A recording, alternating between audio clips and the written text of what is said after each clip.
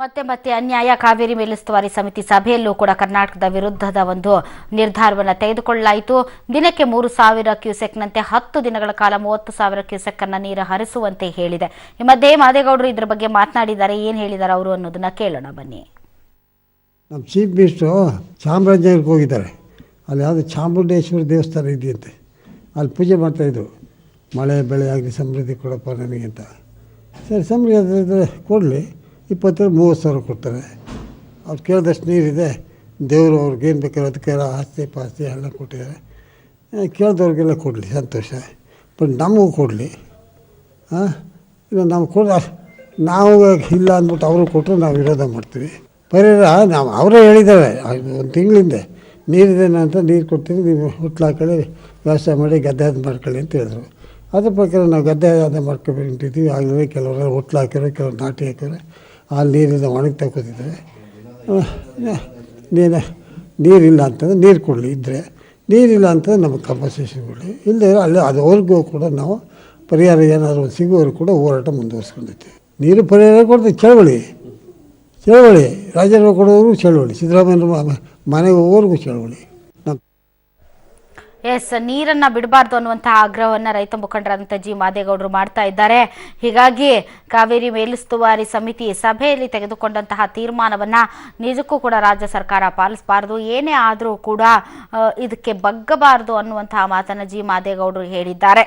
ಮತ್ತೆ 30,000 ಕ್ಯೂಸೆಕ್ ನೀರನ್ನು ಬಿಡೋದಕ್ಕೆ ಸಾಧ್ಯ ಇಲ್ಲ ಅನ್ನುವಂಥದ್ದು ಎಲ್ಲರ ಒಂದು ಮನವಿ. ಆದರೆ ಈ ಮನವಿಯನ್ನು ಪುರಸ್ಕರಿಸದಂತಹ ಕಾವೇರಿ ಮೇಲುಸ್ತುವಾರಿ ಸಮಿತಿ ಪದೇ ಪದೇ ಕರ್ನಾಟಕಕ್ಕೆ ಅನ್ಯಾಯವಾಗುವಂತಹ ಒಂದು ತೀರ್ಮಾನಗಳನ್ನು ತೆಗೆದುಕೊಳ್ತಾ ಇರೋದು, ಅದನ್ನು ಹೇಗೆ ಅರಗಿಸ್ಕೊಳ್ಬೇಕು ಅನ್ನೋದು ಜನಸಾಮಾನ್ಯರ ಯಕ್ಷ ಪ್ರಶ್ನೆಯಾಗಿದೆ. ಸುಮಾರು 4 ಗಂಟೆಗಳ ಕಾಲ ಕಾವೇರಿ ಮೇಲುಸ್ತುವಾರಿ ಸಮಿತಿ ಸಭೆ ನಡೆಯುತ್ತೆ. 21ರಿಂದ 30ನೇ ತಾರೀಕಿನವರೆಗೂ ಪ್ರತಿದಿನ 3,000 ಕ್ಯೂಸೆಕ್ನಂತೆ 10 ದಿನಗಳ ಕಾಲ 30,000 ಕ್ಯೂಸೆಕ್ ಅನ್ನು ನೀರು ಬಿಡುವಂತೆ ಕರ್ನಾಟಕಕ್ಕೆ ಒಂದು ತೀರ್ಮಾನವನ್ನು ವ್ಯಕ್ತಪಡಿಸಿದೆ. ಆದರೆ ನಿಜಕ್ಕೂ ಕೂಡ ಸರ್ಕಾರ ಇದನ್ನು ಪಾಲಿಸುತ್ತಾ ಅಥವಾ ನಾಳಿನ ಸುಪ್ರೀಂ ಕೋರ್ಟ್ನಲ್ಲಿ ವಿಚಾರಣೆಯ ಸಂದರ್ಭದಲ್ಲಿ ಅರ್ಜಿಯನ್ನು ಸಲ್ಲಿಸುತ್ತಾ?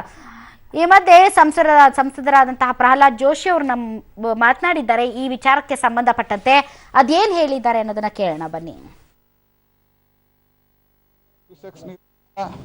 10 ದಿವಸಗಳ ಕಾಲ ಬಿಡಬೇಕು ಅಂತ ಹೇಳಿರೋದು ಪುನಃ ಇದು ನಮಗೆ ಕರ್ನಾಟಕಕ್ಕೆ ಇದು ಹಿನ್ನಡೆನೇ ಆಗಿದೆ. ಇದು ಸರಿಯಲ್ಲ. ಹಾಗಾಗಿ ಇದನ್ನು ನಮಗೆ ಸುಪ್ರೀಂ ಕೋರ್ಟ್ನಲ್ಲಿ ಪ್ರಶ್ನಿಸಲಿಕ್ಕೆ ಅವಕಾಶ ಇದೆ.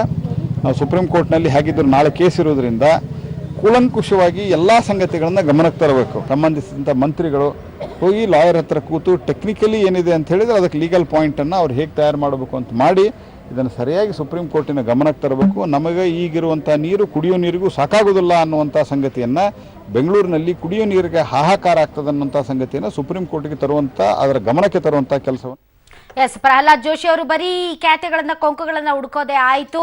ಪ್ರತಿ ಬಾರಿಯೂ ಕೂಡ ಆ ವಾದ ಸರಿ ಇರಲಿಲ್ಲ, ಈ ವಾದ ಸರಿ ಇರಲಿಲ್ಲ, ಹೀಗೆ ಹೇಳ್ಬೇಕಾಗಿತ್ತು, ಹಾಗೆ ಹೇಳ್ಬೇಕಾಗಿತ್ತು, ಹೀಗೆ ಹೇಳ್ಬಿಟ್ರು, ಹೀಗಾಗಿ ಹೀಗೆ ಹೇಳಿದ್ದನ್ನ ಹಾಗೆ ಹೇಳಿದ್ರೆ ಈ ವಿಚಾರದಲ್ಲಿ ಒಳ್ಳೆ ರಿಸಲ್ಟ್ ಸಿಗ್ತಿತ್ತು ಅಂತ ಈ ತರದ ಮಾತುಗಳನ್ನ ಕೇಳಿ ಕೇಳಿ ಜನಸಾಮಾನ್ಯರಿಗೆ ಒಂದು ರೀತಿ ಅಲರ್ಜಿ ಆಗಿ ಹೋಗಿದೆ. ಹೀಗಾಗಿ ನಿಜಕ್ಕೂ ಕೂಡ ರಾಜಕೀಯವನ್ನ ಮರೆತು ಮುಂದೆ ಏನಾಗಬೇಕು ಅನ್ನೋದ್ರ ಬಗ್ಗೆ ಯೋಚನೆ ಮಾಡಲಿಲ್ಲ ಅಂತ ಅಂದ್ರೆ ಕರ್ನಾಟಕದ ಜನ ಯಾರನ್ನೂ ಕೂಡ ನಂಬುವಂತ ಪರಿಸ್ಥಿತಿಯಲ್ಲಿಲ್ಲ.